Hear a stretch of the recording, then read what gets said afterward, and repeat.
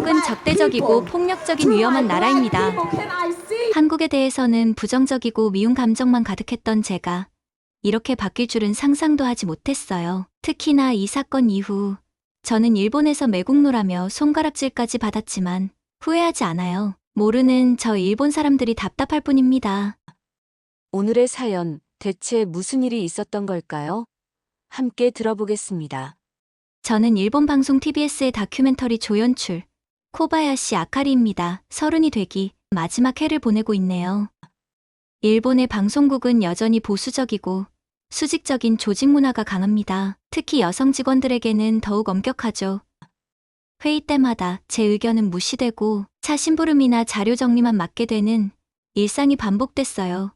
그러던 어느 날 팀장님이 갑자기 저를 불렀습니다. 아카리 씨, 이번에 한국 취재를 다녀와야 할 것 같아요. 그 말투에서 저는 일종의 좌천이라는 걸 직감했습니다. 국가 간 문화 교류 프로젝트라는 명목이었지만 아무도 가기 싫어하는 한국 취재를 신임 여성 직원에게 떠넘긴 거죠. 솔직히 말하면 처음엔 무척 당혹스러웠어요. 어릴 적부터 아버지에게서 한국에 관한 이야기를 들으며 자랐습니다. 아버지는 젊은 시절 한국에서 유학하셨는데 1980년대 광주민주화운동을 직접 목격하셨다고 해요. 시위대와 군인들이 충돌하는 장면, 도시 전체가 혼란에 빠진 모습, 그때의 공포와 위협을 생생하게 들려주셨습니다. 한국은 위험한 나라야, 다들 폭력적이지, 특히 일본인은 더욱 조심해야 해. 아버지의 말씀이 제 뇌리에 깊이 새겨졌습니다. 그 이후로 한국은 제 마음속에 거칠고 폭력적인 나라로 남았어요. 한국에 가서 위험한 일에 휘말리면 어떻게 하죠? 이런 편견을 안고 인천행 비행기에 오르던 날 가슴이 무겁게 느껴졌습니다. 창밖으로 보이는 구름 너머로 무엇이 기다리고 있을지 두려웠죠. 비행기가 착륙하고 인천공항에 발을 내딛는 순간 긴장감이 온몸을 휘감았어요. 하지만 예상과 달리 공항은 놀라울 정도로 현대적이고 질서정연했습니다. 사람들은 줄을 서서 차분히 기다리고 있었고 안내 방송은 한국어, 영어, 일본어로 친절하게 흘러나왔습니다. 혹시 특별한 날이라 이런 건가 싶었지만 그저 평범한 월요일 아침이었을 뿐이죠. 서울행 공항버스 티켓을 구매하기 위해 줄을 섰습니다.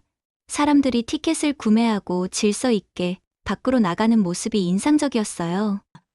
버스 정류장에서도 마찬가지였습니다. 승객들은 자신의 차례를 기다리며 조용히 서 있었죠. 혼잡한 도쿄 버스 정류장의 모습과는 사뭇 달랐어요. 버스에 올라타자 더욱 놀라웠습니다. 승객들은 각자의 자리에 앉아 휴대폰을 보거나 창밖을 바라보며 조용히 시간을 보내고 있었어요. 누구도 큰 소리로 통화하지 않았고 시끄럽게 떠들지도 않았습니다. 거칠고 위험하다는 아버지의 말과는 완전히 다른 풍경이었죠. 제 마음에 작은 의문이 생겼습니다. 정말 이곳이 아버지가 말씀하시던 그 한국인가요? 어쩌면 공항과 버스는 관광객을 위한 특별한 공간이라 그런 건지도 모르겠다고 생각했습니다. 하지만 서울 시내로 들어가면서 제 고정관념은 조금씩 흔들리기 시작했어요. 호텔 체크인을 마치고 숙소 주변을 둘러보기로 했습니다. 거리는 깨끗했고 사람들은 바쁘게 자신의 길을 가고 있었어요.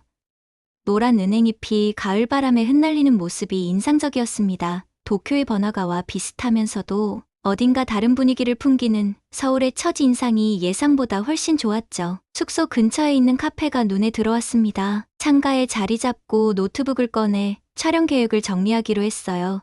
따뜻한 아메리카노 한 잔을 주문하고 일을 시작했습니다. 한국어를 모르는 저에게 영어로 열심히 응대해주는 바리스타의 친절함이 고마웠습니다.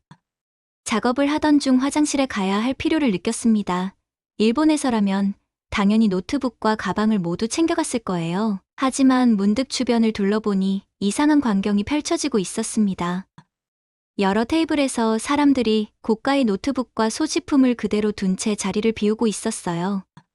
정말 그래도 괜찮을까 의심이 들었지만 용기를 내어 노트북만 들고 화장실로 향했습니다. 그런데 돌아왔을 때 제 물건들은 누구도 눈길 하나 주지 않은 듯 그대로였어요. 이 경험이 저에게 충격으로 다가왔습니다. 사람들은 서로의 물건에 관심을 두지 않고 존중하는 분위기였죠.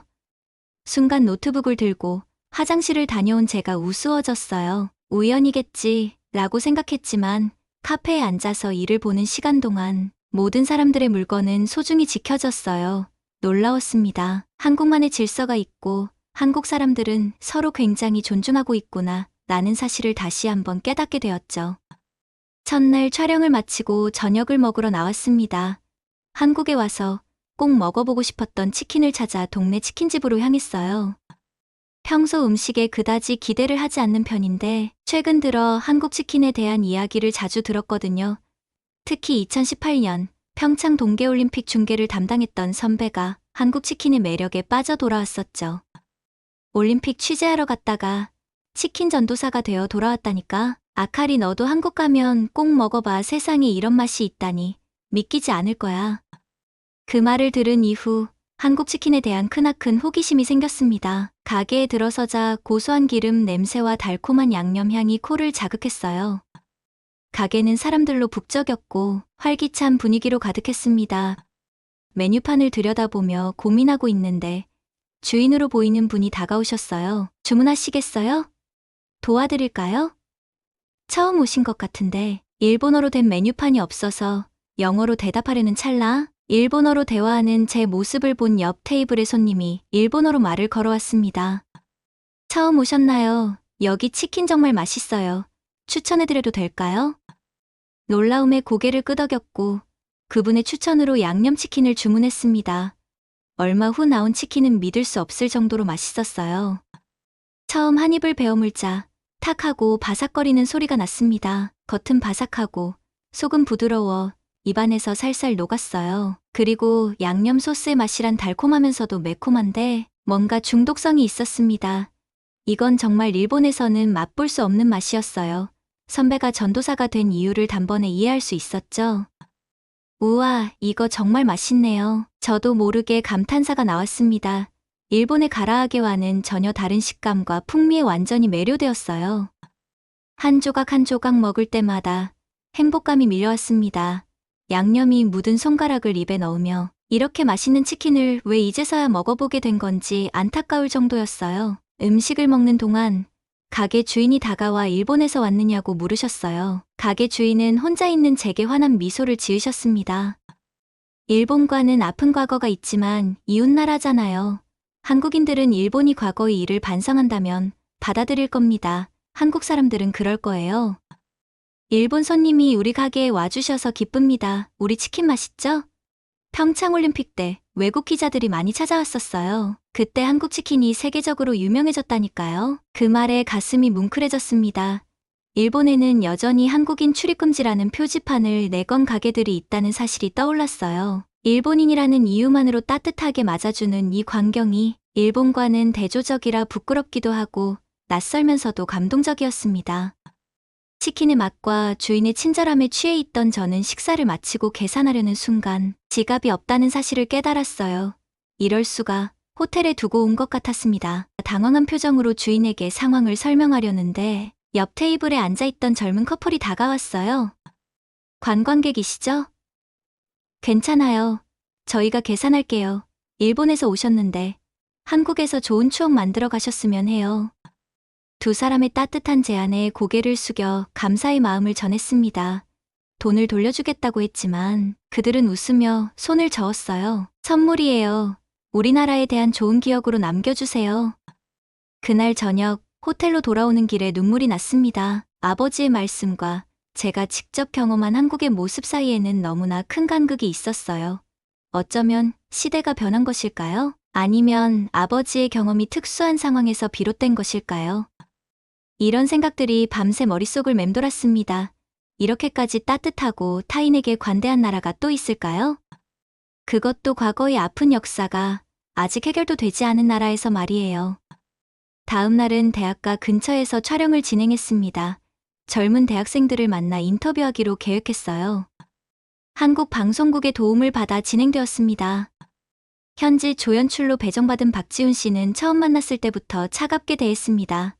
나중에 알게 된 사실이지만 지훈 씨의 할아버지는 일제강점기 때 강제징용으로 고통받으셨던 기억이 있어 일본에 좋지 않은 감정을 가지고 있었다고 해요.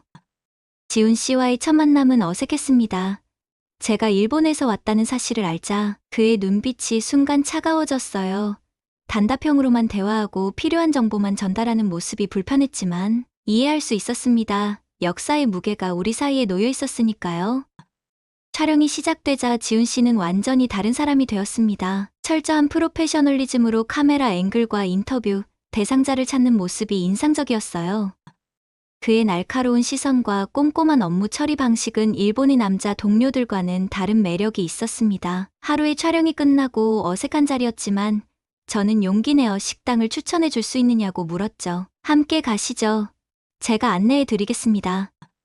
의외로 그는 저에게 함께 식사를 하자고 제안했어요. 그가 데려간 곳은 작은 분식집이었습니다. 떡볶이와 순대, 김밥을 주문했는데 먹는 방법을 하나하나 친절하게 알려주는 모습에서 일본 남자들의 조심스럽고 거리감 있는 모습과는 달리 지훈 씨에게서 솔직하고 직설적인 따뜻함을 느꼈어요. 한국은 사실은 따뜻한 나라가 아닐까요? 마음에서 소리가 울려 퍼졌죠. 식사를 하는 동안 조금씩 대화가 이어졌습니다. 그는 촬영에 관한 이야기부터 한국 문화에 대한 설명까지 다양한 주제로 말문을 열었어요. 무뚝뚝해 보이지만 웃을 때는 환한 미소가 번지는 모습이 자꾸 눈에 들어왔습니다. 다음 날 촬영은 대학 캠퍼스에서 진행됐어요. 일본과는 다르게 한국 학생들은 삼삼오오 모여 토론하거나 함께 수업을 듣기 위해 바삐 움직이고 있었어요. 뭐랄까? 좀 더 밝고 통통 튀는 매력적인 모습들이었죠. 그러나 정작 놀란 건 인터뷰 내용이었습니다.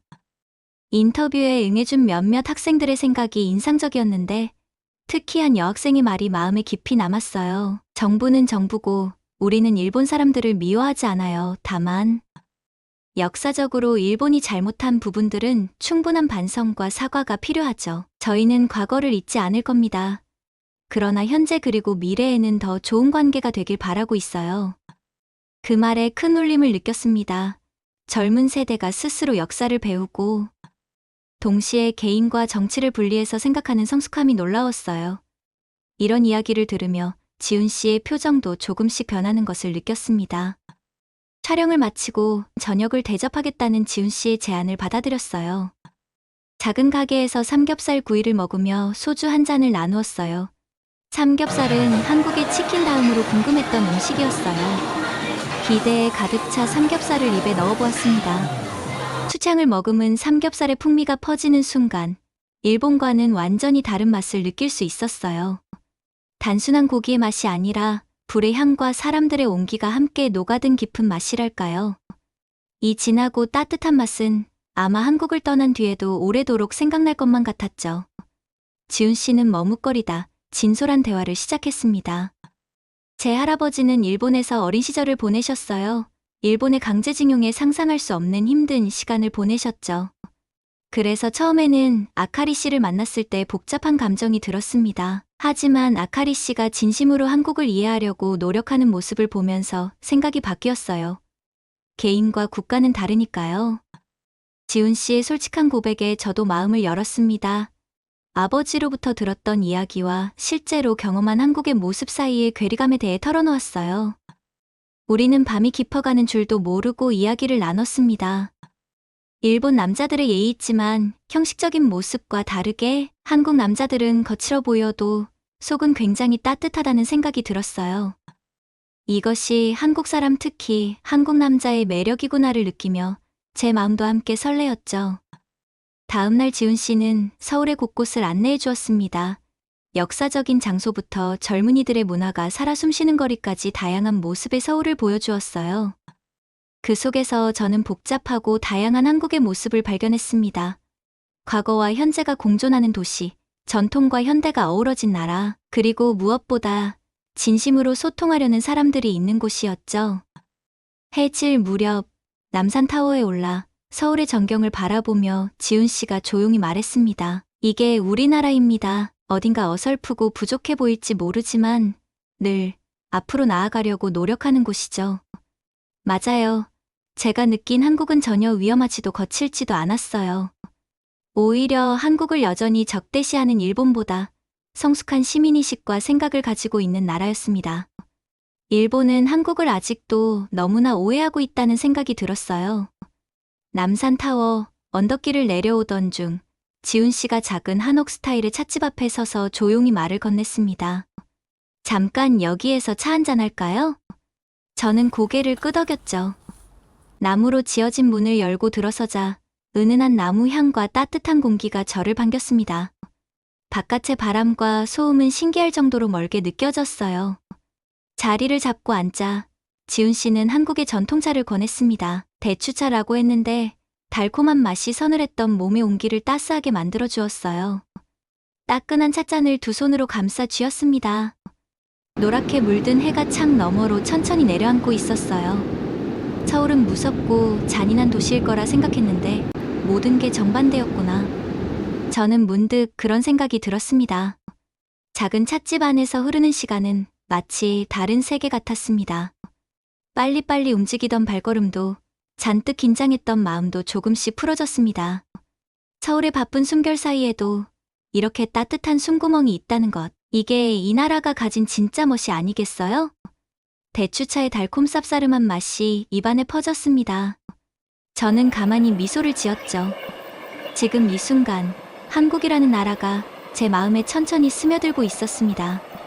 어서 일본으로 돌아가 다큐를 제작해야겠다 라는 생각이 강하게 들었습니다. 저처럼 한국에 대해 오해하고 제대로 알지 못하는 사람들에게 이야기를 해주고 싶었거든요.